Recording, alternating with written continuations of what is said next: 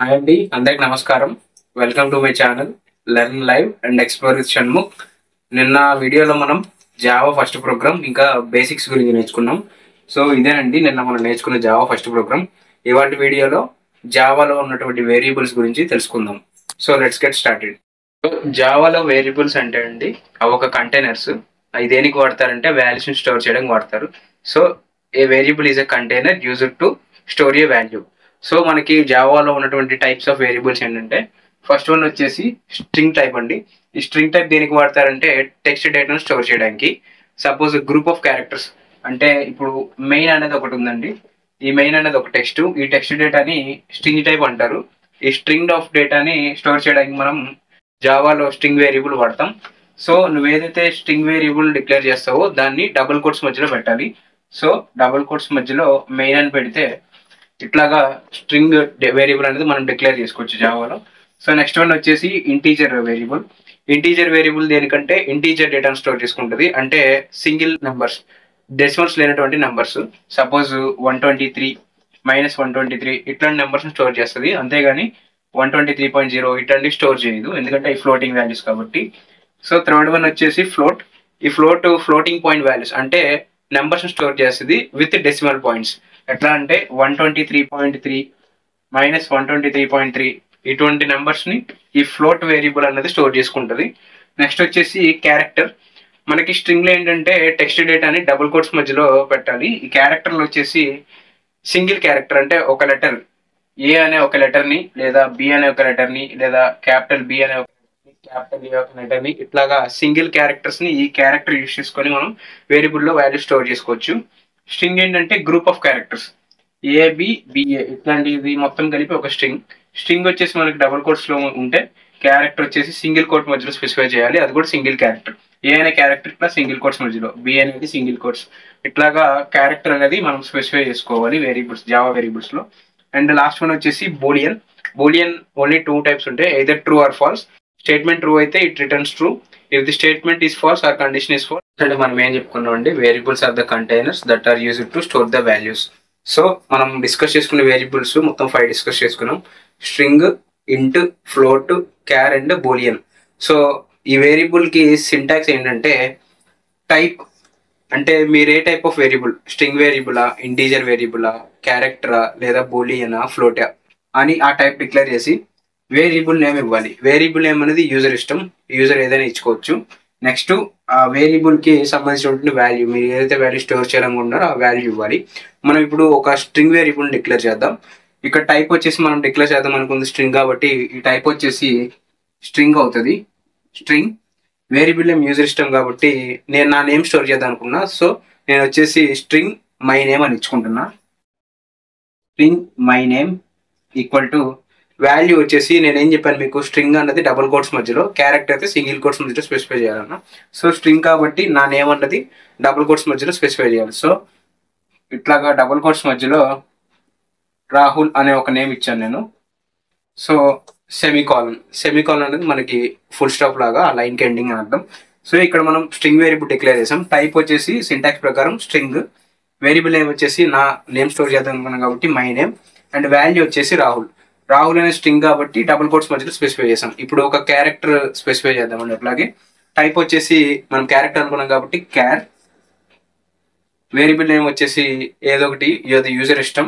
So నేను my first letter, నా నేమ్లో ఫస్ట్ లెటర్ అనుకున్నా, my first equal to character single quotes మధ్యలో ఉన్నాను కాబట్టి నేమ్లో వచ్చేసి ఫస్ట్ లెటర్ ఆర్ కాబట్టి సో సింగిల్ కోట్స్ మధ్యలో ఆర్. సో ఇట్లా క్యారెక్టర్ స్పెసిఫై చేసుకోవచ్చు. ఇంటీజర్ స్పెసిఫై చేద్దాం ఒకసారి. టైప్ వచ్చేసి ఇంట్, ఎందుకంటే నెంబర్ స్టోర్ చేద్దాం అనుకున్నాం కాబట్టి ఇంట్. ఇక్కడ వచ్చేసి ఏదో ఒకటి మై నెంబర్, వేరియబుల్ నేమ్ వచ్చి యూజర్ ఇష్టం. సో నేను నెంబర్ స్టోర్ చేయాలి అనుకుంటున్నాను కాబట్టి మై నెంబర్ ఈక్వల్ టు నేను 15 అనుకుంటున్నా వాల్యూ. సో 15. దీనికి డబుల్ కోట్ సింగిల్ కోట్స్ ఏం అక్కర్లేదండి, ఎందుకంటే ఇంటీజర్, ఫ్లోటింగ్కి, బూలియన్కి అవేం అక్కర్లేదు. సో ఇట్లాగా మనం ఈ సింటాక్స్ ద్వారా మనకి కావాల్సినటువంటి వేరియబుల్ స్పెసిఫై చేసుకోవచ్చు. స్ట్రింగ్ అయితే టైపు స్ట్రింగ్ టైప్ వస్తుంది, వేరియబుల్ నేమ్ అనేది యూజర్ ఇష్టం ఏదైనా, వాల్యూ అన్నది స్ట్రింగ్ అయితే డబుల్ కోట్స్ మధ్యలో స్పెసిఫై చేయాలి, క్యారెక్టర్ అయితే సింగిల్ కోట్స్ మధ్యలో స్పెసిఫై చేయాలి. మిగతా ఇంటూ, ఫ్లోట్, బూలియన్ ఏదైనా సరే మనకి నార్మల్గా స్పెసిఫై చేయొచ్చు. సో ఇదండి వేరియబుల్ యొక్క సింటాక్స్. ఇప్పుడు మనం వేరియబుల్ సింటాక్స్ ఇంకా వేరియబుల్ ఎట్లా డిక్లేర్ చేయడం చూసాం కదా. సో ఈ వేరియబుల్స్ మీద మనం ఒక జావా ప్రోగ్రామ్ ఎగ్జిక్యూషన్ చూద్దాం. మీద ఒక ప్రోగ్రామ్ చేద్దామండి, Java program. So first notepad open చేయండి. నోట్ ప్యాడ్ ఓపెన్ చేసిన తర్వాత ప్రోగ్రామ్ టైప్ చేయండి. మనం జావాలో ఏదైనా సరే అప్లికేషన్ క్లాస్ ఇంకా క్లాస్ నేమ్తో స్టార్ట్ అవ్వాలని చెప్పాను కదా. సో క్లాస్, ఇక్కడ క్లాస్ నేమ్ వచ్చేసి ఇవాళ మనం వేరియబుల్స్ మీద చేస్తున్నాం కాబట్టి వేరియబుల్ అని ఇచ్చుకుంటున్నానండి. Class variable curly braces open చేసిన తర్వాత public static void main of string args. So next మళ్ళీ కర్లీ బ్రేసెస్ ఓపెన్ చేసిన తర్వాత ఇక్కడ మీరు స్పెసిఫై చేయాలి. ఫస్ట్ మనం స్ట్రింగ్ స్పెసిఫై చేద్దామండి వేరియబుల్. సో దీనికి సింటాక్స్ ఏంటంటే మనకి వేరియబుల్ స్పెసిఫై చేయడానికి type variable name equal to value ఇది కాబట్టి మనకి సింటాక్స్ దీన్ని బట్టి స్పెసిఫై చేద్దాం. ఫస్ట్ మనం సింటాక్స్ స్ట్రింగ్ అనుకున్నాం కాబట్టి టైప్ వచ్చేసి స్ట్రింగ్ వచ్చేసి నెక్స్ట్ వేరియబుల్ నేమ్ వచ్చేసి యూజర్ ఇష్టం కాబట్టి సో స్ట్రింగ్ నేను జెడ్ అనుకుంటున్నా, జెడ్ ఈక్వల్ టు స్ట్రింగ్ కాబట్టి డబుల్ కోట్స్ మధ్యలో స్పెసిఫై చేయాలి. సో నా నేమ్ ఇద్దాం అనుకుంటున్నా, నేను సపోజ్ రాహుల్ అని ఇచ్చా. సో ఇక్కడ string Z equal to Rahul. String అనేది టైప్ అండి, జెడ్ అనేది వేరియబుల్ నేమ్, ఈ రాహుల్ అనేది ఏదైతే ఉందో ఇది వాల్యూ. స్ట్రింగ్ కాబట్టి మనం ఈ వాల్యూని డబుల్ కోట్స్ మధ్యలో స్పెసిఫై చేసాం.